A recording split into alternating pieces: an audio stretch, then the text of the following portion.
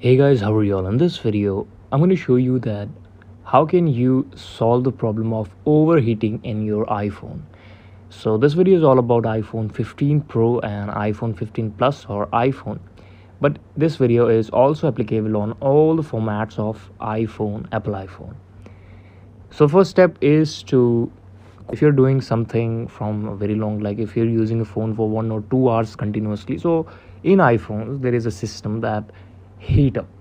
So this is a universal problem in with iPhones, but I'll show you that how can you solve this. Firstly, you just have to clear all the applications like this in your mobile phone, and the second option is please do not use your mobile phone while charging. This is the major problem which damage your battery and also increase heat inside your phone, that is using the mobile phone while charging on. And the second step is to check your phone storage area like this.